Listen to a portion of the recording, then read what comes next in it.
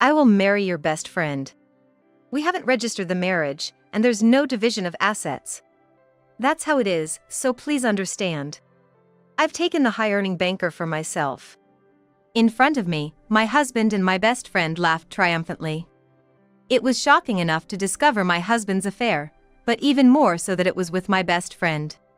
When he proposed, it was just a transition, or I was merely being considered as a candidate for a housekeeper. I sighed deeply and looked at them with pity. To them, I'm just a pathetic woman to be discarded. Huh? You don't know? What are you talking about? I'm not using sweet words like darling anymore. I decided to tell the two, who were over the moon, the truth. I'll make them understand that mocking someone can bring a severe backlash. My name is Yvonne Morris, 39 years old. 10 years ago, I met my banker husband, Tom, through a dating service and he proposed. I was worried that my plain looks weren't his type. But Tom spoke kindly to me. I want to choose a spouse based on their inner qualities. Will you marry me? Moved by his words, I decided to marry Tom. However, married life didn't go smoothly. Most of all, my mother-in-law didn't like me. This unimpressive girl. She sighed during our first meeting. But Tom defended me. Don't say such things about the person I've chosen to marry, so I decided to try to get in good with my mother-in-law. Just before Tom and I started dating, his father had passed away. Right when he was grieving his father's death, he got caught by her. Otherwise, he could have married a much better girl. My mother-in-law complained. Anyway, my unimpressive appearance didn't seem to please her, and she always started talking in a sarcastic tone. While watching TV, she'd say things like, "Such a cute girl. If only her father were here." Tom too. "He was fooled because he's so kind," she said bitter things lightly. Yet, I still pretended not to hear and let it slide. Tom also cautioned her and was kind to me, so our marriage lasted for 10 years. One day, while Tom and I were shopping at the outlet mall, someone tapped me on the shoulder from behind. "Hey! Yvonne, right? Long time no see. Kelly." The woman waving in front of me was Kelly, my best friend from middle school. Kelly was always full of energy and fun to hang out with. However, her family had moved away due to a job transfer, and I hadn't seen her since. Feeling nostalgic, we went to a nearby cafe to catch up. Surprisingly, Kelly still looked stunning, hardly near 40 at all. Kelly was working as an office worker. But she seemed unlucky in finding a marriage partner. Marriage is all about compatibility, right? I just haven't found the right person yet, she said, smiling. Tom was staring at Kelly as if he could bore holes through her. "So, your name is Kelly. I didn't realize Yvonne had such a beautiful friend," he said. "Thank you. What does your husband do?" "He's a banker." As soon as she heard the word banker, I noticed a sparkle in Kelly's eyes. "So he's high earning, huh? Yvonne, you snagged a great husband. I'd love to get to know you both better." "Of course. Why don't you come over for tea?" "I'd love to. I'll stop by soon." Somehow, I was left out of the conversation, but it seemed Tom was trying to get along with my best friend. When they came over for tea, it turned out that Tom and Kelly both liked the same game. Then, Tom happily invited Kelly to play the game, and they played together. Since that day, Kelly started coming to our house often. She would stay for hours under the guise of playing games. Moreover, both Tom and Kelly excluded me. When I was in the same room, they'd ask me to go buy snacks or clean the bathroom, clearly trying to get rid of me. "Tom, you're so good at this game." I'm honored to be praised by Kelly. It seemed like Kelly was getting physically closer to Tom, and Tom was totally smitten. My mother-in-law liked the beautiful Kelly. "Oh my, what a beautiful girl compared to my daughter-in-law." She welcomed Kelly and was increasingly harsh toward me. Since reuniting with Kelly, I've felt more and more alienated. "Hey, aren't you getting a bit too close to Kelly? Don't be silly. Just because you're plain doesn't mean you have to be jealous." Even when I pointed it out, Tom wouldn't listen. They must have exchanged personal contacts because I started receiving emails from Kelly. If you're too controlling, you'll end up being the wife he hates. As they seemed to enjoy each other's more and more, I felt increasingly exhausted. Tom's behavior became more and more strange. Recently, perhaps at Kelly's invitation, he bought a multiplayer online game and started playing it every night after work. That in itself is fine, but I really hate it when he curses or clicks his tongue every time he gets defeated in the game, saying things like, "Stupid kids think they can disrespect adults. Beginners shouldn't drag their feet." Damn it, that's annoying. I know he's not talking to me, but just hearing negative outbursts like that can be subtly stressful. At least he doesn't take it out on things or snap at me. As soon as Tom starts ranting, I escape to the next room and listen to music with headphones. It's an easy enough solution, but it gets tiresome day after day. Why does Tom have to play such infuriating games for hours every day? However, when Kelly is logged into the game and playing with him, his mood seems to improve. I shouldn't mind that my best friend and my husband are getting along, but deep down, I feel uneasy. Additionally, it seemed like Tom's irritation was accelerating because a colleague had started getting recognized for landing big contracts. When I heard Tom vent about the bank, I would just nod and say, "I see, that sounds tough." I'm not familiar with banking, but if I try to give any advice, I'd get snapped at. Don't talk like you know it all. But Tom doesn't do the reverse for me. When I talked to him about something I failed at, he'd snort and say disdainfully, "Everyone's so hopeless." It seems he has no intention of offering me words of consolation. Thinking this, I focused on Tom and remained silent for a while, and he awkwardly went to the bedroom. Since then, our relationship has gradually worsened. Moreover, Tom began to criticize my cooking. More chicken and salad again? I don't want this country-style food. Don't say that. You're already not getting enough vegetables as it is. I'm sick of eating old lady food, I'm going out to eat. As the distance between us grew, so did Tom's frequency of contacting Kelly. He often went out for coffee with Kelly, which displeased me. Hey, are you going to see Kelly again? You're married. You should think about that a little. What? Are you having some nasty fantasies? Tom would get in a bad mood when I tried to hold him back. It's just game advice as friends. It's okay. Kelly tried to reassure me, but my anxiety only grew. Tom's arrogant attitude remained unshaken as much as I worried. He started to make derogatory comments about people loud enough for them to hear. When we went to a restaurant for a limited-time steak special, there was a father with 2 kids next to us. The children were really cute and friendly, greeting everyone, creating a pleasant atmosphere in the restaurant. While I was ordering from the server, Tom seemed to be listening to the next table and then started talking to me in a demeaning tone. Looks single. Probably can't expect much of an income. Hey, what are you suddenly talking about? Maybe his wife ran off on him. He still has his ring on, must be holding on to some hope. There was a mean-spiritedness evident on Tom's face. Was he always such a rude person? You shouldn't say things like that without thinking. Everyone has their circumstances. I whispered this to Tom, but it seemed to irritate him, and next he spoke to the children. Is your mom not around? That's too bad. The father smiled wryly and replied. She passed away last year due to illness. Sorry for bringing up such a gloomy topic. Of course. What, she didn't run off? That's boring. Misfortune might be contagious, let's leave this place. Normally, you'd apologize for bringing up such a topic. I could feel my face burning with shame.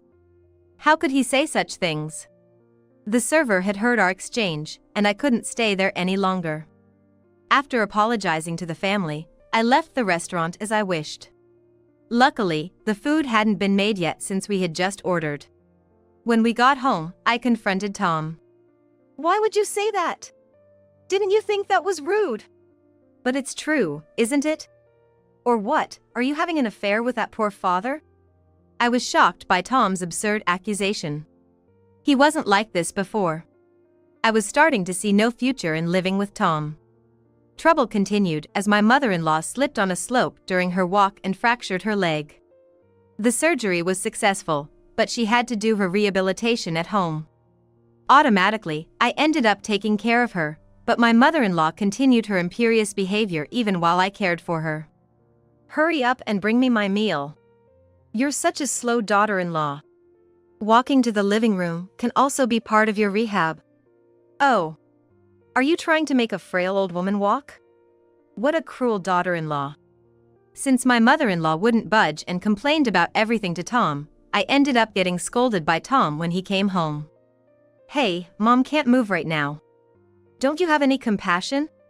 It'd be terrible if something happened to her. But, the doctor said if she doesn't move, her legs will stiffen up. No excuses. Just make sure nothing happens to her, or I won't forgive you. Despite being her son, Tom did nothing. Honestly, taking care of my mother-in-law alone is a huge burden. Tom started avoiding coming home, saying that my exhausted appearance was depressing, using work as an excuse. Even when I talked to Kelly, she'd say, "You really need to take good care of Tom's mom." That's a wife's duty, isn't it, always siding with Tom? My mental stress kept building up. After 6 months, I had lost 44 pounds due to the stress of caregiving. Thanks to my care, my mother-in-law can now walk a little around the neighborhood. I was originally a bit overweight, but I rapidly dropped below average. It wasn't intentional, and the weight loss was stressful, so looking in the mirror, I appeared more haggard from lack of sleep than slim. One holiday. I looked in the mirror and thought I had to do something about my miserable state. I've lost 44 pounds in 6 months taking care of your mother. So, I need to buy some clothes that fit now. Can you watch her this Saturday? You're always home, any clothes should be fine. You're not planning to cheat, are you? You should be thanking Mom for getting in shape. I was speechless. After 2 months of caregiving and managing the household, I couldn't even leave Tom for one day to buy new clothes or get a haircut without him making a fuss. What am I to this person? Do I have to feel so miserable without even a word of appreciation? Thinking this, tears started to well up, and I began to sob. Tom looked disgusted and offered no comfort. Hey, stop it, you're being gross. It's time for you to go. With that, he left the room. And unbelievably, he came back with Kelly. Kelly was leaning on Tom's arm, looking down at me. It was clear they were more than just acquaintances. Then Tom dropped a bombshell. I'm marrying your best friend. No marriage registration, no division of assets. Tom lifted his chin in triumph, and Kelly said smugly, "That's right. I've taken the high-earning banker for myself." I was shocked to discover Tom's affair, but even more so that it was with Kelly, who was supposed to be my best friend. It turned out Kelly had approached Tom, a banker, just to snag him. She kept saying pleasing things to get in his good graces. Tom, you're so great at games. It would be even cooler if you completely beat those selfish kids. With your background, no one can talk down to you. Encouraged by her constant praise, Tom became more arrogant. And when Tom was away, Kelly would cook his favorite dishes, winning his heart through his stomach. I had been puzzled by Tom's recent drastic change, but now it all made sense. What do you mean we're not officially registered? Oh, honestly, I was just living with you to have someone take care of the house and my mom. If a better woman came along, I could switch without any damage to my clean record or worry about dividing assets, right? Tom seemed almost amused as he spoiled the truth. I really wanted to kick you out as soon as I met Kelly, but my mom's accident happened, so I let you stay. But since you're defying me, it's time for you to leave. Since we're not registered, I can marry with a clean record, and I don't have to waste money on splitting any assets. Tom is really smart. Apparently, after our wedding ceremony, Tom had not submitted our marriage registration. I'll handle it, the city hall is too far. I was foolish to believe him. After our argument, Tom went to the city hall with Kelly and submitted a marriage application. Naturally, since he hadn't registered with me, the two of them became legally married quite easily. Kelly decided to quit her job because of her marriage. Tom pulled out the marriage form he filled out 10 years ago, in front of me, and tore it up. Kelly, why did you betray me? Weren't we best friends? Oh, honestly, you were just a foil.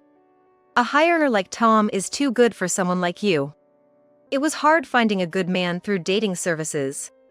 So, a woman more suitable for me did exist. That means you should leave now. I'm starting my real married life. So, I was the only one who thought we were best friends. A quiet laugh bubbled up from deep within me.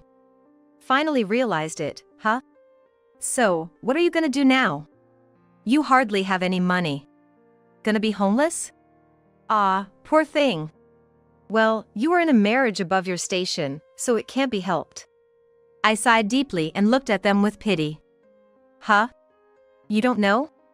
What are you talking about?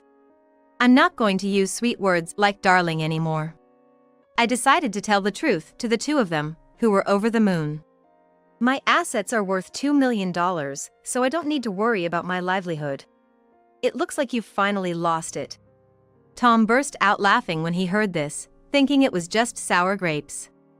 Considering how I had been, it was natural for him to think that way. I'm not crazy.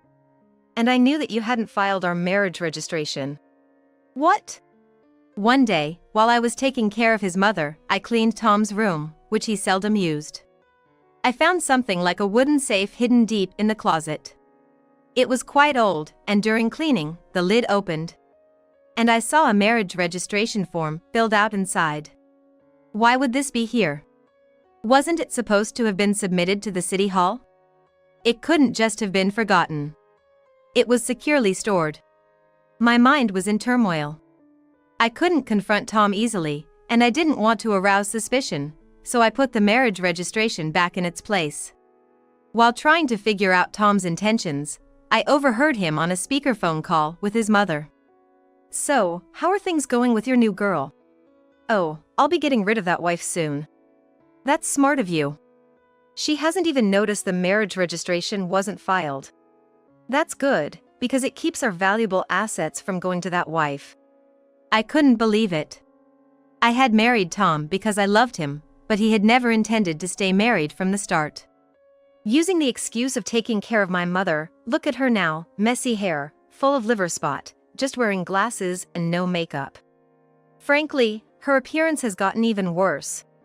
She's not fit to be my wife anymore. I was really creeped out when I heard those cold words through the speaker. That explained the mystery of the marriage registration in the safe. I was going to be left broken and thrown out. Realizing this, I bought a used computer and started honing my skills to become independent. While caring for my mother-in-law, I spent most of my time at home on the computer.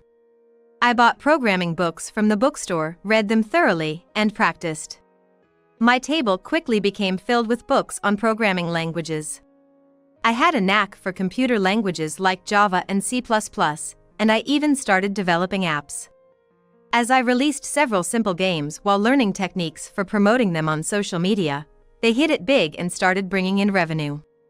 When I timed video tutorials right, I also began to earn advertising income. Thanks to this, companies started approaching me with programming requests. Since my income surpassed the limits of a sole proprietorship, I formed a company in my name and started depositing the money there. And releasing an app isn't the end. They require maintenance and frequent updates, but I'm meticulous about handling these, which seems to be well received. Even while being overworked by my mother-in-law, having these goals helped me to keep pushing forward. I managed my finances through online banking, so I didn't need to visit Tom's bank very often. I asked the bank to keep it a secret from Tom, so he had no idea I was making money. This way, I was prepared to leave this house at any time. And then, 6 months later, I faced the revelation about the unsubmitted marriage registration from Tom. At this point in my explanation, Tom was flustered. What? I had no idea about this. I didn't tell you. But after how you've treated me, I can't consider your feelings anymore. Maybe I should go to the bank and pull out all the money I've deposited. Wait! If you do that, I'll be the one who gets in trouble. Tom tried to cling to me, but my heart was no longer with him. So you hid the fact you were making so much money and deceived me. I'll sue you. It's totally unfair that you have all this money. You've been taking care of your husband, so you should give me some of that as compensation. Both of them were behaving ridiculously. That's a harsh joke. And Tom, you and I were strangers to begin with. Even if we were common law marriage, I have everything documented in a diary, and I've recorded our conversation on my phone. You can't touch my assets. I said this and, with my bags already packed, I left the house, ignoring their clamoring. After that, I received numerous phone calls. From Tom, a mix of sweet purring voice. Hey, you worked so hard to earn my approval, right?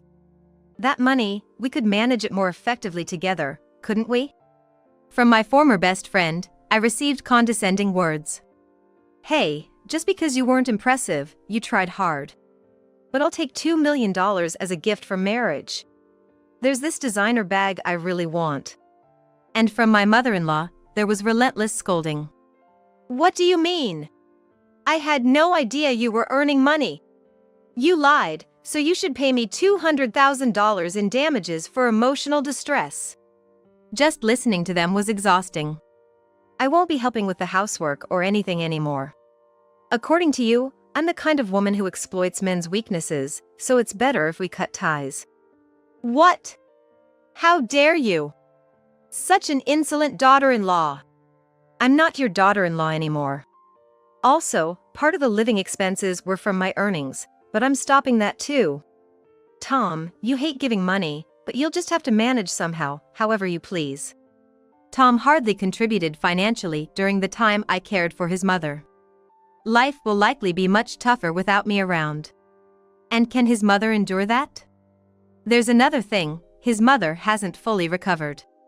Tom wouldn't know since he never accompanied her to the hospital, but her muscles have weakened significantly and she needs to move around or she'll become bedridden. I used to encourage her and coax her to walk as much as possible, knowing her tendency to be lazy. Tom likely won't bother, and Kelly certainly won't help. You really should try to walk as much as you can. If you become unable to walk, don't blame me. Humph, is that a threat? Thanks to you, Mom's fit as a fiddle. When we divorced, I was mocked like this. Tom probably thought it was just my sour grapes.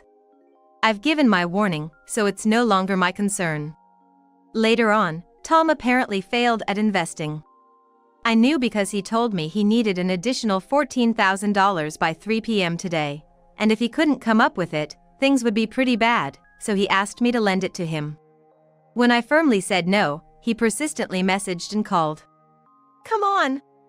You have the money, right? Help me out! That's what happens when you dive into investments without proper knowledge. My money isn't there to cover your blunders. If someone like you can make $2 million, there's no way I can't make it too. How low did he really see me? I didn't want to be emotionally drained for Tom's sake any longer. I tried to firmly reject Tom's requests. At least lend me some money. I'll do better this time. No. There's no guarantee it will come back, and I don't want anything more to do with you. Don't mess with me. Don't get cocky just because you're Yvonne. I was yelled at with a loud voice after a teary attempt, so I hung up in disgust and left it at that. I started recording midway and consulted with the police. It's not uncommon for financially struggling ex-spouses to persistently interfere. We will increase patrols just to be safe. They assured me, so I felt temporarily relieved. By the way, if you don't pay the additional margin in stocks and such, a forced liquidation occurs. If the settlement goes negative, it becomes a debt. Well, if the trades continue to drop, adding more margin could increase the debt, so sometimes it's better to let it go to forced liquidation. If the value is likely to recover, it's better to add more margin, but Tom probably doesn't understand that balance. If the forced liquidation isn't enough, it can turn into debt, and there's also a chance it might not. However, from his panicked state, I suspect he might have used money meant for living expenses or something he shouldn't have. I also invest in stocks with the funds I've accumulated, so I have some knowledge. Stocks don't cause huge losses if you don't buy or sell weirdly. However, trying to make a big profit in a short term can turn it into a gamble. Tom is neither patient nor foresight. If I had been there, I would have opposed and stopped him, but it's no longer my concern. A week later, I considered buying a new car to reduce expenses. However, when I logged into my online bank, it seemed the balance was suspiciously low. Realizing something was clearly wrong, I headed to the bank. When I asked for the staff at the counter, the staff hurriedly retreated to the back. Then, the branch manager came out looking flustered. "Ms. Morris, I am terribly sorry, but upon verification." The branch manager, wiping sweat from his forehead, informed me that Tom had unauthorized access to my online account and transferred my assets to his account. Indeed, Tom was in a position to access the account information, so he probably tried to secretly skim money to cover his investment losses. Being a banker, he should know that doing such a thing wouldn't go unpunished. The branch manager called Tom in, but Tom was sullen. "Come on, that money is mine as the husband, right? The fact that you hid it is what's really malicious. So I confiscated it. Got a problem with that? You and I were never actually married. Don't start with convenient stories now. We're complete strangers. This is a crime of embezzlement of a client's money." "What, getting cocky, huh? Branch manager, don't listen to her. It's just the divorce alimony I took." Then, shouts from the branch manager filled the meeting room. "What are you even saying? Don't you think that's unreasonable? Huh? What? Did I do something that bad?" For embezzlement and speaking so rudely to me, a client, the branch manager scolded Tom. It was obviously not something that could be hidden, so they decided to call 911. At that point, Tom finally panicked. "What? The police? Why? I've been working for this bank for so long. You can't expect to get away with something like this." There was a shouting match in the meeting room, and ultimately Tom was taken away by the police. Since Tom's own finances couldn't cover everything, the bank agreed to shoulder part of the repayment. It turned into a big enough scandal to be reported in the local newspaper, and Tom was fired. He had been respected in the neighborhood as a banker, but that respect was ruined, and he couldn't live in his house anymore. With no money left, he moved to a cheap apartment while looking for a job. However, since his real name had been published in the newspaper, any company that found the news article turned him away. "If you had just kept quiet, I could be rich by now. My career is ruined. I didn't even get severance pay." I blocked his calls, so endless emails full of resentment came in, all of which I ignored. Kelly also kept contacting persistently. "Stop with your petty harassment. Thanks to you, being a banker's wife is over. You're just looking down on us because we have no money." These people seem not to understand the concept of reaping what you sow. Thanks to the branch manager's sincere apology, I decided to continue depositing my money with the bank. The problem was Tom, not the bank. I decided to forget about Tom and his associates for a while and focus on my own work. Having started investing the money I earned, it turned out well, and now I have about $10 million. As my business grew beyond what I could handle alone, I started recruiting staff online. Graduate students and skilled engineers began to join me. Among them was a single father I recognized. The same man Tom had belittled at the restaurant. He had started engineering from home so he could take care of his children. "I can't replace their mother, but I still don't want my kids to feel deprived," he told me. I apologized for Tom's past rudeness. He forgave me, saying those harsh words had spurred him to push harder, though at the time I had been mortified. While busy running my company, I bumped into Tom as I was returning from a business meeting. He had changed so much that I didn't recognize him at first. When he saw me, his eyes lit up, and he suddenly shouted in the middle of the street. "Yvonne? Is that you, Yvonne? Please, hear me out." "What? Stop, not here." Considering the public setting, I agreed to listen to him inside a nearby cafe by the police station. Ultimately, he was after money and reconciliation. Tom apparently couldn't make his newly secured jobs work. Addicted to an online game, his habit of using harsh language had spilled over into the real world. Despite my warnings, it had become a bad habit he couldn't break.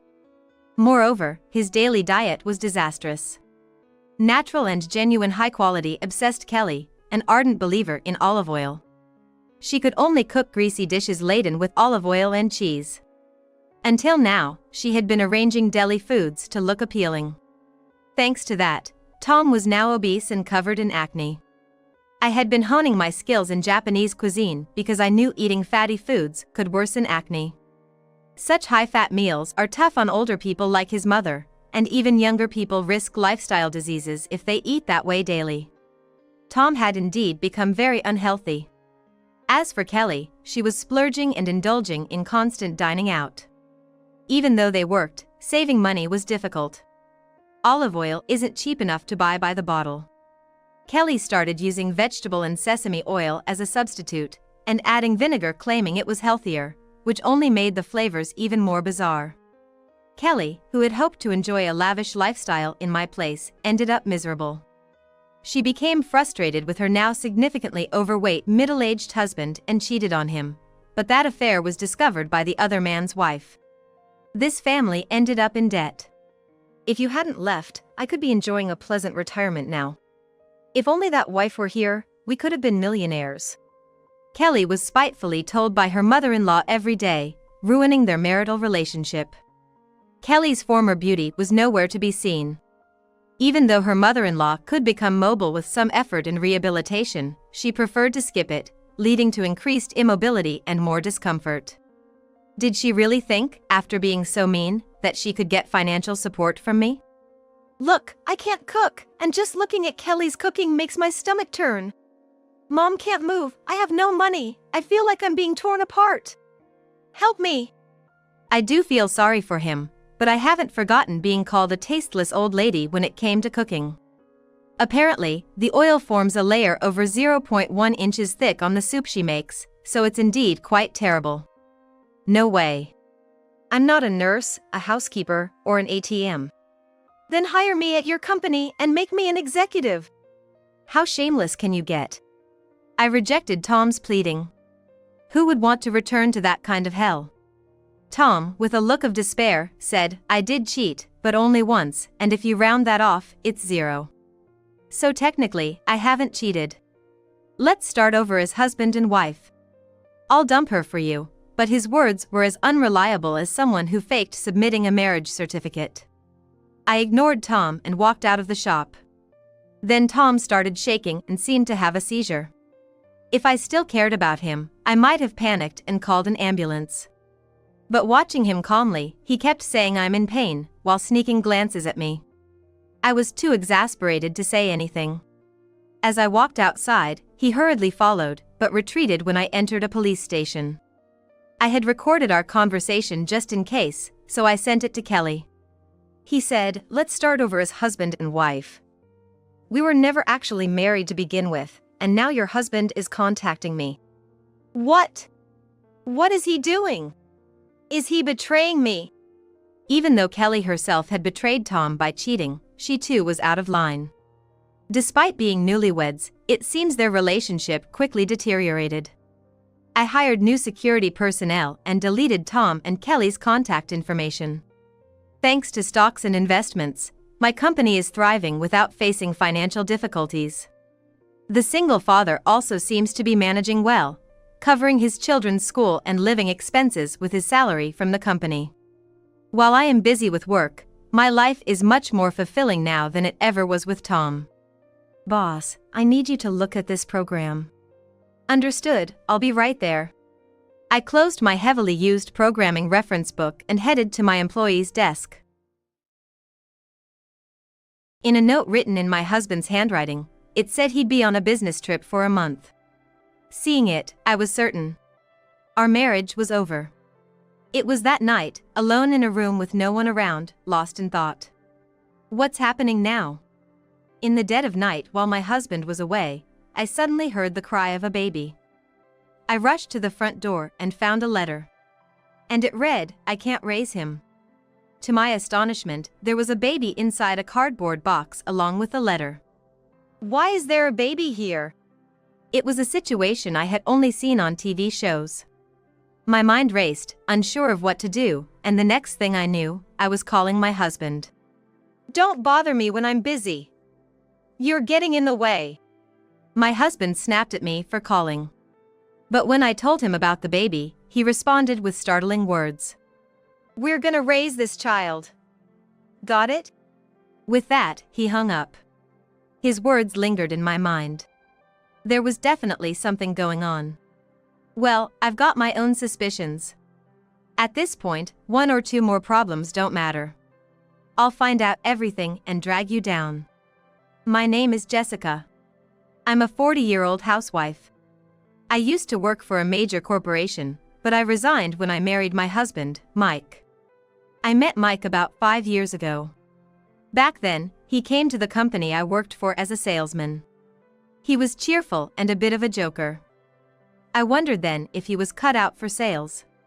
But when it came to work, he spoke seriously and clearly, surprising all the coworkers. I still remember how he left such an impression on me. A month later, while taking a break on a park bench near the office, a man in a suit approached and asked, "Is this seat taken?" Feeling annoyed, I didn't look at the man's face and just said, "Sure," intending to leave the spot. But then the man hurriedly stopped me. "Hey there, Ms. Johnson. How've you been?" Wondering how he knew my last name, I looked at him. "Oh? Mr. Smith? Good to see you. Thanks for the other day." "Thank you." "Thanks to you, Mr. Johnson, everything at work went smoothly. I really appreciate it." Mike, who I hadn't seen in a while, was just as playful as before, chatting up a storm with me. I naturally talked to him about work and everyday life.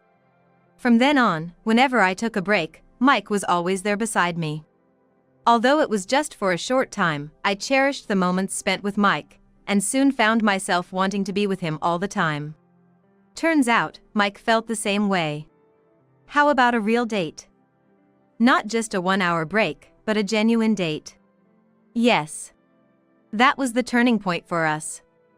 We became a couple, and a year later, we got married. And this year, we celebrated our 4th wedding anniversary. Jessica, thanks for being with me all these years. Same goes for you. Thanks for always cherishing me. Celebrating our wedding anniversary together. I was overwhelmed with emotion, feeling so fortunate to have married Mike, and tears welled up.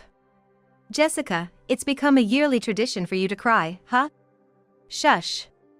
They're happy tears, okay? Give me a break. I get it. This happiness will last forever. Back then, that's what I believed. But as our 5th anniversary approached, I realized that had been just an illusion.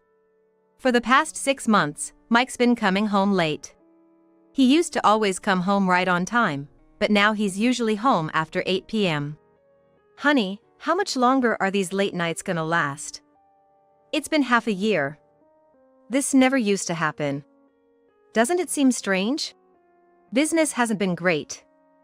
At this rate, our bonuses are gonna get cut. Everyone's working their tails off. Under normal circumstances, I would have believed him, but something felt off to me. My husband's company, although considered a small to medium-sized business, is quite well known around here. Their revenues have been increasing year after year, and they're always hiring new employees. Can a company like that suddenly experience a drop in sales? Having employees work overtime for half a year because of tight sales is simply not normal. I don't want to doubt my husband's words, but there's this nagging feeling deep down. Oh, by the way, I'm gonna head out for a bit. Huh? You just got home. I'm just meeting someone I know, that's okay, right? Considering he's been working late recently, I figured it wouldn't hurt to let him go once in a while. Just don't be out too late, okay? You've got work tomorrow. Thanks. I'll be back soon. Mike quickly changed into his casual clothes and with a big grin, left to meet his friend. That night, Mike didn't return home until past midnight. Oh, sorry, did I wake you? You're okay? That's pretty late. We just got caught up chatting, and it got late. I see. I'm sleepy, so I'm gonna head to bed. Good night. The next morning, when I woke up, Mike, who usually sleeps beside me, was nowhere to be found. Rubbing my sleepy eyes and looking around, he was still missing. Checking my phone, it was just past 5 a.m., even before my alarm. Mike? I called out, but there was no answer from him. I wondered where he went and headed to the living room, only to find Mike sound asleep on the couch. Why are you sleeping here? I tried to wake him up to get him to bed, but Mike didn't budge. And then something fell from his hand to my feet. Is that his phone? I picked up the dropped phone intending to place it on the table. That's when I noticed the image of a woman's back on the phone's screen. Who is this? A celebrity? I guess it's fine. I put my phone on the table. Can't get back to sleep now. Maybe I should take a walk. I left my husband sleeping on the couch and decided to go for a walk. Stepping outside, the warm sunlight and a refreshing breeze greeted me. Ah, this feels so good. Morning walks on a sunny day are the best. It's a great way to start the day. After about an hour, I came back home. When I entered the living room, I found my husband looking sternly at my phone. Good morning. Why the long face? Want something to drink? No thanks. Usually, he'd reply with a smile, but today he seemed off. Maybe he's just groggy from sleep? But then, his next words made me realize it was something different. Hey, can you not talk to me so much in the morning? Huh? It's just, you're kind of annoying. I was taken aback. He'd never spoken to me like that before. Without another word, he went to our bedroom, changed into his suit, and left for work without breakfast. Without our usual morning hug. While I was doing housework, puzzled by my husband's strange behavior this morning, my cell phone rang from an unknown caller. Normally, I wouldn't answer calls from unknown numbers, but for some reason, I picked up this time. Hello? Hi, is this Jessica? Yes, who's this? It's been a while. It's Sarah. Sarah Lewis. Remember we worked together a while back? Lewis. Sarah Lewis. Then it hit me. 12 years ago, right after graduating from college, I worked at a convenience store for a short time. Back then, Sarah Lewis, who was still in high school, worked there too. Why on earth was she calling me now? And how did she get my cell number? It's been ages, Sarah. I never expected a call from you. It's quite a surprise. I never thought I'd call you either, Jessica. If it weren't for that crazy coincidence, I wouldn't have. But I thought, why not give it a shot? She was always like this. She probably doesn't mean any harm, but there's always something about Sarah that gets under my skin. That's just so typical of her. So, what's this big coincidence? You're not gonna believe this. I work at the same company as Mike. Your husband, Mike. Really? When I heard from Mike that his wife's name was Jessica, I wondered if it was you. And it turned out I was right. When I told Mike we used to work together, he gave me your number. It was indeed a crazy coincidence that the girl I worked with back then was now working with my husband. But at the same time, I felt a bit betrayed that Mike gave her my number without asking me first. I'm glad you called, but aren't you working right now? Is it okay to be on the phone? Obviously, it's not, but now that I've heard your voice, I should get back to work. Talk to you later. Bye. She's still as lively as ever. I never thought I'd hear her voice again after 15 years. It made me a little nostalgic, thinking about the old times. It's been 15 years since then. And later that night. I'm home. Welcome back. You must be tired. The bath is ready, so you can hop in. Wait, what? From behind my husband, a woman suddenly appeared and greeted, "Good evening." A colleague from work? It's me. Sarah. Unbelievably, my husband had come home with Sarah, who had called earlier that day. Both of them held large shopping bags in their hands. Hold on a minute. I wasn't told you'd be coming over. When Sarah called earlier, she said she'd catch up later. You should have figured she'd come today. As a wife, you should know these things. I was slightly infuriated by my husband's irrational comment, but held my tongue since we had a guest. I wonder if they're that close, calling Sarah with such a friendly nickname? Hee hee. I caught a brief chuckle from her. What was that? While I was distracted, the two had moved into the living room. I let out a sigh and followed, only to find them laying out a bunch of alcohol and snacks from their bags on the table. What do you think you're doing? We're gonna have some drinks here. Mike said we should drink at home, so I bought a bunch. That's not enough, make us something. I wasn't expecting this. I only made dinner for the two of us. With that, Mike gave me a cold look and said, Then go buy something now. What's with that attitude? Excuse me? You have a problem when I'm the one feeding you? His chilly gaze was now replaced with a commanding tone. This was nothing like the Mike I knew, and as I tried to hide my shock, she gave me a sly smile. Even in my own home, what is this overwhelming feeling of alienation? Unable to bear being there any longer, I immediately headed out to do some shopping. What the hell? Although worried someone might hear, I couldn't stop muttering to myself. This continued even as I shopped at the grocery store. This should be enough. An hour later, I returned to the apartment after finishing my shopping. Standing at the front door, I took a deep breath and opened it, only to find an eerie silence enveloping the place. Hello? There was no sound of their voices. I gently opened the living room door and saw the two of them, snuggled up on the couch, asleep like a couple. I stood there, frozen, unable to process what was happening right before my eyes. And from that day on, Sarah's visits to our home became frequent. She'd come over with Mike, and they'd casually start their evening drinks as if it was second nature. Hey, get us something to eat. I'd love a steak, please. Come on now. If you heard her, hurry up and get it. It felt as though I had been relegated to a mere housemaid, taken for granted. Mike doted on Sarah, and it was evident he hardly had me in his thoughts anymore. On her part, Sarah often threw condescending remarks my way, making me feel utterly humiliated. I'd never felt so low. My feelings towards the two of them were nothing but negative. Ever since Sarah started calling, I felt like I had been living in a never-ending nightmare. I bore the brunt of their taunts and verbal abuse. I often found myself wanting to escape this toxic environment. 6 months after Sarah started visiting, she suddenly stopped showing up. Around the same time, Mike began coming home even later.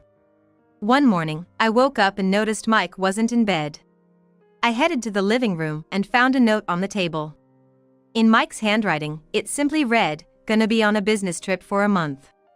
Seeing that, I was certain. I realized our marriage was over. One night, as I sat alone in the empty room lost in thought. What was that? In the middle of the night, while Mike was away, I suddenly heard the cries of a baby. I rushed to the front door and found a letter. It read, "I can't raise this child."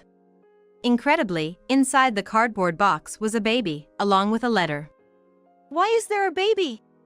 It was a situation I had only ever seen on TV shows, but now it was happening to me. My mind raced in panic, unsure of what to do, and before I knew it, I was calling my husband. "Don't bother me when I'm busy. You're disturbing me." He was furious that I had called. But when I told him about the baby, he replied with shocking words. "We're gonna raise that child. Got it?" And with that, he hung up. His words lingered in my mind. Something was definitely up. But I had my own plans. I didn't care if 1 or 2 more troubles came up now. So, I'll uncover everything and bring you down to rock bottom. After that, I quickly grabbed some things and left the apartment. 2 hours by car. It's been a long time since I've been back. Even outside the apartment, there was a place for me to go. "Welcome home." "Mom, I'm back." I had already informed my mother that I would be returning. At the same time, I had asked her for a favor. "Mom, about that favor I asked. I've made the contacts, Jessica. Now, all you need to do is act. Though I had come back to my parents' house thinking of resting and healing from everything, there was no time for that. My husband, Mike, would be back from his business trip in a month. I had things that needed to be done by then. One day, as I was cleaning the room, Mike called. Hello? Hey! Where the heck are you right now? My husband was immediately aggressive on the phone. You call out of the blue? What on earth could someone on a business trip possibly want? I don't give a darn about that. Where are you? I came back early. It's amazing you still have a job. Normally, you'd be the first on the layoff list. Shut it. Just tell me where you are. No matter what I said, Mike insisted on knowing my location, making it impossible to have a conversation. I'm at my parents' house. The kid's there with you, right? Yes, sleeping soundly in the back room. Come back with the child right now. Got it? Get back here immediately. His behavior was so different from before, it reminded me of the man he once was. You've changed a lot. You weren't like this before. People change, Jessica. Anyway, don't forget what I just told you. Understand? With that, Mike hung up. It's absurd. But if he hasn't mentioned that thing, does that mean he hasn't noticed it? If he returned to the apartment, he'd definitely see it. If that's the case, it makes sense. It became clear that Mike wasn't at the apartment. Not wanting to waste this opportunity, I drove straight there. Upon arriving, I grabbed that from the table and immediately headed to a specific location. 20 minutes later, I arrived at a single-family apartment complex. You live in a pretty nice place. There was a familiar compact car parked in front of the apartment. Just as I thought. A familiar compact car. It's Mike's car. And the fact that it's parked here is proof that my husband must be here. What could be so important that he'd cut his business trip short to be here? At that moment. Then it happened. From inside the house, I heard a woman scream. And right after that, a man's furious shout echoed. This might be bad. I quickly pulled out my cell from my bag and called someone. However, throughout that time, cries from the woman and shouts from the man continued to emanate from the house. Just when I was getting really worried, a car pulled up behind me. Oh. I rang the doorbell, but no one answered. On a whim, I tried the doorknob and to my surprise, it was unlocked. I cautiously opened the door and called out, but there was no response. From deeper within the house, a voice cried out for help. Rushing to the room from where the voice came, I found a man menacingly approaching Sarah with a look of fury on his face. Why are you here? What are you doing? You shouldn't be threatening a woman like this, especially as an adult. Shut up. Stay out of it. This is between me and her. A problem, huh? I couldn't help but think, isn't the problem yourself, in my mind? Jessica! Please help me! He suddenly attacked me. All right. I can see what's happening, so you don't have to spell it out for me. What? You just told him not to treat women like this. And now you're being so dismissive of me? Can't you see I'm in distress? That's because I get it, okay? Just be quiet for a second. I've got things to handle. While Sarah was complaining about something, I had more pressing matters to attend to. I have more important things to deal with than that. I stepped outside the house for a moment and headed towards a car parked outside. I called out, "Excuse me," and from inside the car, a well-built man stepped out. And with that man, I headed back to the room where the two were. Who's this old man? Why's he here? Upon seeing the new arrival, both of them froze. Allow me to introduce you.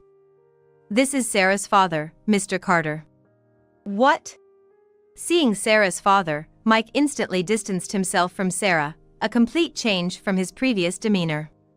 On the other hand, Sarah's face turned pale as a ghost at the sight of her father and she froze, looking down. Nice to meet you. I'm Carter, Sarah's father. Jessica called me over. What the heck is going on here? Sarah, what's your relationship with this man? The two clearly looked intimidated by Carter's imposing tone and demeanor. He's my husband. What? So, you're telling me you were having an affair with my daughter? Well, that's one way to put it. At that moment, Carter's face turned fierce, glaring at Mike with piercing eyes. Mike looked like a deer caught in headlights, completely frozen. Soon, Carter's face was inches away from Mike's. Mike looked utterly clueless about what to do next. You made your bed, now lie in it. It wasn't clear if it was these words that broke Mike's spirit, but he collapsed on the spot. From her bag, I took out a paper and placed it in front of Mike. I think you'll understand when you see it, it's a divorce paper. My name's already on it. You just need to sign. She also placed a pen next to it. Defeated, Mike signed the divorce paper without resistance. Thanks. As for alimony, my lawyer will be in touch later. We'll discuss the details then. Mike silently nodded. But this incident wasn't over. Standing nearby was the very man who had ruined Jessica's life. You're truly despicable. You played with my feelings, always threatening to leave. And this is how you end things? Jessica spat these words out at her ex-husband. But, to her surprise, he responded with newfound vigor. You say I played with you? Don't kid yourself. You were the one who approached me first. Saying you had feelings for me. Saying you wanted to be with me. If it wasn't for you, my life wouldn't have turned out this way. What the heck? Anyone who'd take that seriously is the fool. First off, thinking you're some big catch is your first mistake. Because of you, my life's a complete mess. Being seen by my dad in a place like this is just the worst. Huh? What's that supposed to mean? If anyone's the worst here, it's you. I turned you down, but you kept saying you wanted our baby. And when the baby came, you said it wasn't what you intended, that you didn't expect to really have a child. That you wanted to live your life and wanted a break, but you didn't want the responsibility of the child. So, leave it to me, right? You're way more to be blamed. I didn't say all that. This is going nowhere, and listening to this nonsense is just a waste of time. Okay, stop. I've heard enough from both of you, just cut it out. You're making everyone irritated. The two looked over, panting, as if wanting to say something.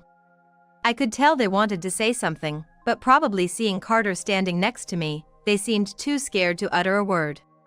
I get it, if you have a big, intimidating guy like that staring you down, you'd be too scared to say anything. Then Carter suddenly asked Sarah. What's going on with this story? Are you pregnant with his child? Oh, no, Dad, it's not like that. I didn't want this, but he was so pushy. Darn it. I completely forgot to mention that Sarah was pregnant. What? Why are you blaming me? You were the one who came on to me. It's not true. I didn't do anything. How can a baby come if you didn't do anything? Adding fuel to the fire. You. That's right. If you hadn't done anything, none of this would have happened. I probably shouldn't have invited him in the first place. Hey, hold on. She added more. I thought we were pretty much done, but since we're here, I'll give you this. I casually tossed several photos onto the table. Those pictures undeniably proved their affair. These are pictures capturing the two of you in the act. It was a real hassle getting these. While you were on your business trip, I had the divorce papers drawn up and hired a detective. All this in such a short time, you know? Why would you go through all that trouble? Well, I had to. I can draw up the divorce papers myself, but to catch you two cheating, I needed a pro. It did cost me a pretty penny, but thanks to that, I got the evidence. I'm just presenting it a bit late, but you have to really take in the fact that you cheated, right? The sight of the incriminating photos completely deflated the two. Just as they thought it was over. You two better be ready for what's coming. What? Dad. Carter only found out about Sarah and Mike's affair moments ago. And it was only from words. Upon seeing the photos, he realized that they really were having an affair. Sarah, I'm taking you straight home. We'll decide what to do next once we're there. And Mike, you'll have to pay Jessica alimony, right? You need the money ASAP, don't you? I know a place where you can make good money. Upon hearing this, both were trembling in fear. Days later, both of them resigned from their jobs. The reason was that news of their affair had spread throughout the office, making it uncomfortable for them to stay. Later, as Carter told it, Sarah tried to go back to her parents' home and hoped they would forgive her. However, their anger didn't subside, and she was kicked out along with her baby. Now, she's living in a rundown apartment, working day and night to support her child. As for her ex-husband, he's working at a high-paying job Carter recommended to cover the alimony and child support. Apparently, it's a job at sea, and once he leaves, he can't return for several months. Well, after such a betrayal, it's only fitting. As for me, I stayed at my parents' home. My mother helps with the housework, and I have found a new job and made some new friends. Life feels more fulfilling now. My parents often ask when I'll marry again, but I think I'll wait for a while. Maybe when I meet the right person, I'll think about it. For now, I want to enjoy this life. Poor families from the bottom rung should leave. The meat will taste bad. At a fancy steakhouse, when my daughter Jessica ordered cheaper meat, a banker at the next table started to pick on her. Her name is Julie Robinson, and we've had run-ins with her before. At the height of my anger, I decided to make a significant decision. My name is Michelle Stevens. I'm turning 50 this year and am a part-time working housewife. Due to being born to a father who loved collecting paintings, our family home was adorned with many artworks.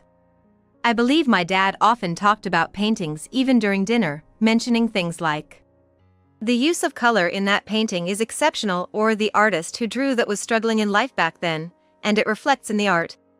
Given the environment I grew up in, it wouldn't have been surprising if I had become an artist, but sadly, I had no talent in drawing. In my report cards, I always scored a C in art, and even now, I don't get the appeal of abstract paintings. However, my dad never discouraged me and told me to do what you love, so I studied economics in college. I met my current husband in college, and we got married when I was 25. A year after our marriage, Jessica was born. This life event led me to quit my job back then and fully focus on raising her. Once Jessica started elementary school and didn't need constant care, I started my part-time job. While my husband had a good income, I wanted to set an example for her by working as well. Fortunately, Jessica grew up well and is now a 24-year-old hardworking professional. She seems to face various challenges at work but is leading a lively life. Jessica loves steak, and about once a month, she, my husband, and I visit a fancy steakhouse. I also love meat, so I always look forward to our steak outings. When I lost both my parents around 2 years ago, going out for steak somewhat lightened my sorrow. Today as well, I've made lunch plans with Jessica to go to a fancy steakhouse. It's a weekday afternoon, but Jessica happened to have the day off, and I didn't have work either. My husband couldn't join us because he's on an extended business trip. But that's all right. Once he's back, we'll plan another outing with the three of us. As lunchtime approached, Jessica and I headed to our favorite steakhouse, and immediately started browsing the menu upon being seated. This restaurant is top tier, so the beef is, of course, delicious. However, their pork and chicken are equally tasty. The pork and chicken are also cheaper compared to beef, so we end up ordering them often. This time too, Jessica said, "I'll have the pork ribs and the juicy chicken, please." Of course, we didn't just order that, we also got some beef and rice.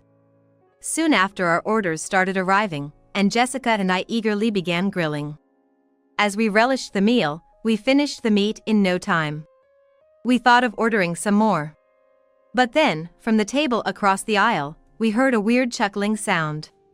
Wondering what was going on, we turned to see a middle-aged, somewhat chubby woman giggling at us.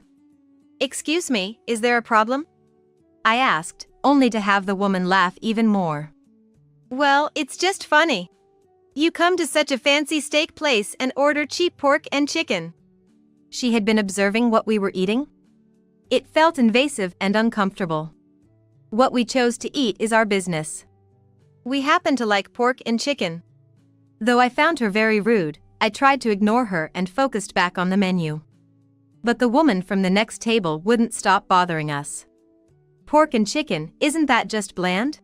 When there's delicious beef available, I can't understand why anyone would be so obsessed with pork and chicken. Your meat is burning. I pointed to the ladies' table. Huh? Oh no, it really is. Jessica quickly grabbed the tongs. On the grill, an expensive-looking piece of meat was charred black. Julie was making a face, probably thinking it was because she was bothering us. I totally believe this was Julie's fault, but after moving the meat to her plate, she glared at us sharply. It's because of you too. The best meat in this place is ruined. This was the most expensive one. What are you gonna do about it? What can we do? I thought. How about ordering a new piece? I suggested hesitantly, but that only made Julie angrier. It was your fault that the meat got ruined. Why should I have to pay out of pocket and order again? Julie's anger seemed to be escalating, and she finally said, "Get out of this restaurant." Hey, this is a high-end steakhouse, right? The only thing to order here is the prime beef. Doesn't matter if they have pork or chicken on the menu. The right choice is beef. People nibbling on pork and chicken like they're poor should probably just leave. At her absurd reasoning, both Jessica and I were dumbfounded. Seeing our reactions, Julie continued to rant. Only people like me, who can afford to dine here twice a week, should be using this place. After all, I work at Blue Bank. I'm an elite. Blue Bank? Blue Bank, a major bank, is where I have an account.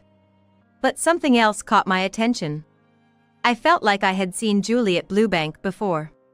Poor people like you have no right to taste the meat of this restaurant. Come on, just leave.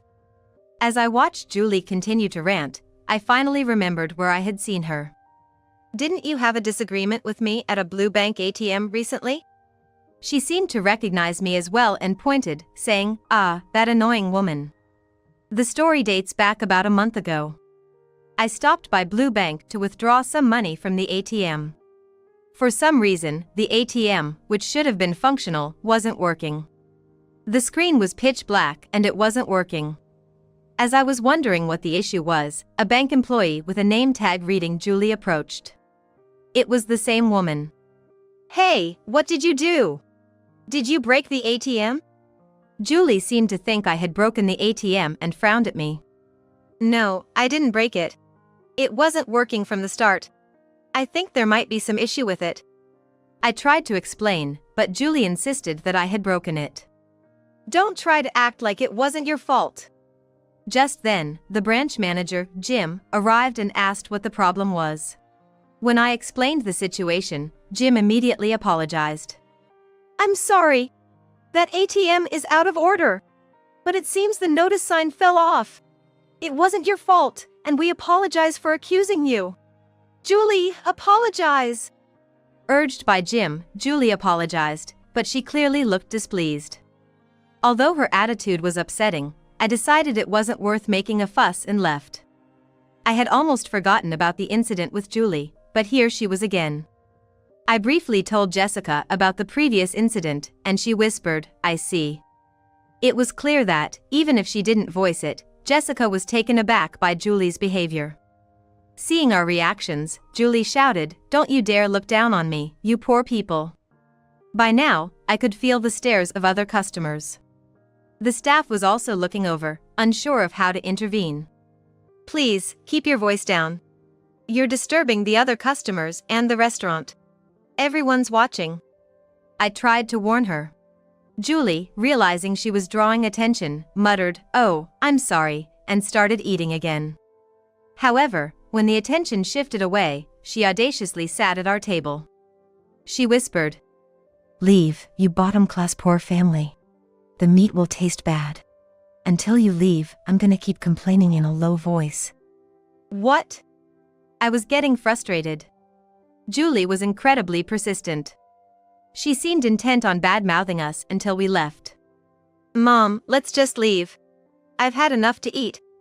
Jessica seemed to be annoyed and quickly stood up. She probably wasn't full yet, but her desire to distance herself from Julie must have prevailed. Realizing that Julie was not the kind of person to have a conversation with, I decided to give up on eating at this restaurant. I get it. We'll go somewhere else. Upon hearing that, Julie grinned at me. Oh, finally got the hint? Gosh, poor people sure are slow to catch on. Why do we have to leave because of someone like her? I wasn't gonna let this slide. I pulled out my phone, ready to retaliate. I'm about to call Jim, the branch manager, and cancel a deposit of $3 billion. If you apologize right now, I might reconsider. Hearing this, Julie's face turned to shock for a moment, then she chuckled. What's this about a $3 billion deposit? There's no way someone content with pork and chicken could have that kind of money. Come up with a better lie. Julie clearly didn't believe me. Her lack of customer awareness was glaringly evident, and I sighed. All right, I'll call the branch manager. I'll step outside the restaurant to do so, but don't say I didn't warn you. I took Jessica with me, settled the bill, and went outside. As I was about to make the call, Julie came out too. This seems fun. I'll watch from here. You're probably not gonna call the branch manager, but some random guy, right? A setup? I can't wait to see who answers. Annoyed by her taunting, I made the call. I dialed the number for Blue Bank and asked for Jim. Jim quickly came on the line, and when I explained the situation, he immediately apologized. I'm so sorry. Julie has been incredibly rude. I'll make sure she doesn't bother you again, Ms. Michelle. We'll consider disciplinary actions against her. Please reconsider canceling the deposit? No, I can't trust a bank with employees like that. Being treated as poor just for eating pork and chicken is just too much. Plus, she treated me as a suspect regarding an ATM incident without any proof. If you let Julie continue, I feel it could lead to a major financial issue in the future. I'd like to cancel before that happens. Jim was again heard apologizing, but then Julie snatched my phone and blurted out something unthinkable. Who are you? Claiming to be the branch manager? Are you this poor woman's husband? She genuinely believed she wasn't speaking with Jim. Sadly for her, she was indeed speaking to the real branch manager, Jim. After such disrespectful remarks, this wouldn't end well. From the other end, I heard Jim's angry voice shout, "Is that Julie speaking? I am Jim, the branch manager." Julie finally realized who she was talking to. Her face going pale. Are you really the branch manager? I thought she was calling some random guy. I'm so sorry. Julie kept apologizing over and over again. However, it was too late to apologize no matter how she tried. From the phone, you could hear the loud voice of Jim, the branch manager, and Julie's face went pale as if she were ill. Jim's voice was hard to hear at times, but the words coming immediately came through. Yes. I'll pass the phone to Ms. Michelle now. I'm so sorry about that. She then handed me the smartphone, saying, "Here you go, it's your phone call," with a courteous gesture. Thanks, I replied. I took the phone and spoke with Jim again. He wanted me to apologize properly, so we headed to Blue Bank. All the while, Julie looked distraught and couldn't focus. When we arrived, Jim greeted us. We were led to a meeting room, and Julie was told to apologize. Without resistance, Julie said, "I am deeply sorry." She then sat down on a nearby chair, holding her head in despair. Man, I was enjoying some fancy steak, and I didn't expect this. I shouldn't have played hooky. Wait, you were playing hooky? I asked in surprise. Seeing my reaction, Julie looked taken aback. Well, not exactly playing hooky, I was just a bit tired. She tried hard to make an excuse, but it was too late. Jim, with an awkward expression, explained, It's quite embarrassing, but Julie called in sick today due to a high fever.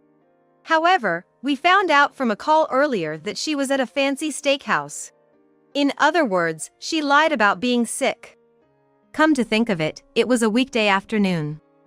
The bank was open for regular business hours. To use sickness as an excuse to eat fancy steak? After being rude to a client and skipping work? I really can't trust you anymore, I said in a sharp tone. Jim apologized again. And Julie kept apologizing, saying, "I'm so sorry." However, she then added, "But come on, a deposit of $3 billion? You can't blame me for being skeptical."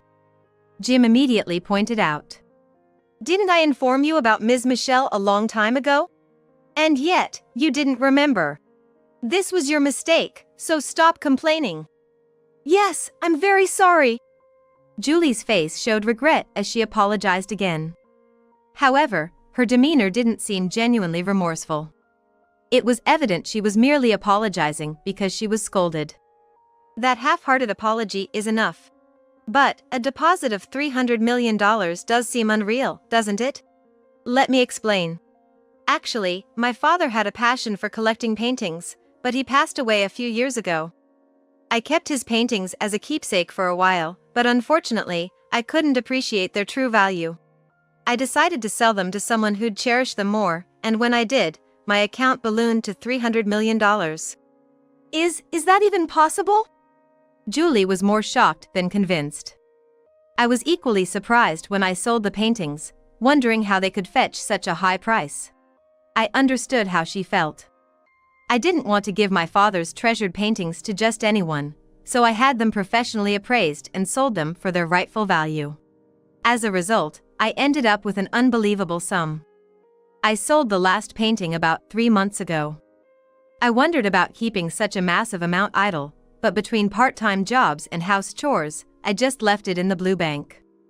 I've decided to close the account. I think my late father would advise against leaving so much money untouched. It's the money he left for me, so I don't want to keep it in an unreliable institution. Upon hearing this, Jessica nodded. I agree with my mom. Having someone like Julie involved with such a significant amount of money does naturally raise concerns. Hearing this, Jim looked resigned. Understood. We'll go ahead and cancel that for you. Later on, Julie will be dealt with strictly. Just when I thought everything was settled, Julie continued her pleas. Please wait a minute. What's gonna happen to me? Please don't punish me. You're not gonna fire me, are you? Stop causing a scene in front of the customer. Miss Michelle, I'm terribly sorry. Please don't mind Julie's behavior. Before I knew it, Jim stepped in, but Julie suddenly gripped my arm tightly. Please, I beg you. Convince the manager not to penalize me. If my pay gets cut or I get fired, I'll be in big trouble. Truth be told, I have debts. A bank worker with debts? And yet you're eating at fancy steakhouses? Maybe start with some budgeting? When I said this with a stern tone, Julie's face looked like she was about to cry. Don't be so cold. Once I started living luxuriously, I couldn't stop. Hey, why not share some of your $300 million with me? Just $100,000 would do. What an absurd request. Why should I give you any money? I don't want to give you even a penny. When I pushed back, Julie's face turned beet red and she snapped. Stingy rich folks, aren't you? Do you guys even work? Having $300 million and still working? How much do you love money? Rich folks like you taking away jobs from others is simply low class. Our employers consider Jessica and I as formal employees. You have no right to tell us to quit. I got my work ethic from my parents' upbringing. Because we were wealthy enough to collect high-end paintings, we were well off back home. However, my parents, fearing I would develop a skewed sense of money, always tried to maintain an ordinary lifestyle. My dad worked diligently, and my mom put her all into house chores and her part-time job. If my parents had been lazy just because they were rich, I might have never thought of working earnestly and might have ended up unemployed. Now, as an adult with a child, I've taken after my parents, and I've raised Jessica with the same values. I took on part-time jobs because I wanted Jessica to see a hardworking woman as a role model. Perhaps that's why Jessica never became lazy and grew up to be a responsible adult in society. Also, working helps you learn common sense in society, and it adds structure to your life. That's why, even if we have money, we believe in working. I don't want unsensible folks like you meddling in our affairs. When I firmly spoke my piece, Julie was at a loss for words. Jim also said with a stern face, "I get it, you're not remorseful. I'm gonna discuss firing you with the higher-ups, so brace yourself." Upon hearing this, Julie snapped back to reality. I'm so sorry, Ms. Michelle. I've been so stressed out lately and ended up complaining without thinking. I don't need a penny, just please forgive me. Obviously, after this series of events, I didn't feel like forgiving her. We don't need your insincere apologies. Face the consequences and suffer for it. I won't forgive you either. It's absurd that after saying such horrible things, you don't genuinely feel remorse. Following my lead, when Jessica spoke, it seemed Julie finally grasped that she wasn't getting any sympathy. She slumped dejectedly, muttering apologies over and over, but nobody comforted her. Later, I heard from Jim that Julie was fired. She was already known for being frequently late and was often rude to her juniors, so she had multiple issues with her work ethic. With this incident on top, she was swiftly fired. I heard that the moment Julie was informed of her termination, she collapsed on the spot. Reluctantly, an ambulance was called, and at the hospital, they discovered she had diabetes. Seems she didn't consider her age and indulged in meats and sweets daily, which has now put her in a critical condition. Currently, I heard Julie is hospitalized, and the medical bills are piling up. Losing a job while in debt, and on top of that having health issues, her future's probably gonna be pretty tough. The way things turned out for her feels like a harsher punishment than I expected, so my resentment towards her has faded. Jessica seemed to feel the same way, saying, "If she's suffering that much, let's let bygones be bygones." On my end, I decided to manage the 3 billion yen I had in Blue Bank, which I guess would be something like $30 million here. After discussing it with my husband, who just returned from a long business trip, and Jessica, we decided to keep only what we'd need for the future and donate the rest. I didn't want any unnecessary attention, so I donated anonymously. This way, we didn't get any weird looks from the public. The money we kept? We didn't leave it in Blue Bank, we put it in a different one. Our family tradition of going out for steak is still going strong. In fact, we all went out just yesterday. My husband was with us this time. We ordered not just beef but also pork and chicken. No one gave us any side glances, and we thoroughly enjoyed our meal. Both Jessica and my husband seemed pleased, and I personally had a blast enjoying the meat. I want to keep making these happy moments with my family. Of course, we're gonna keep an eye on our health too.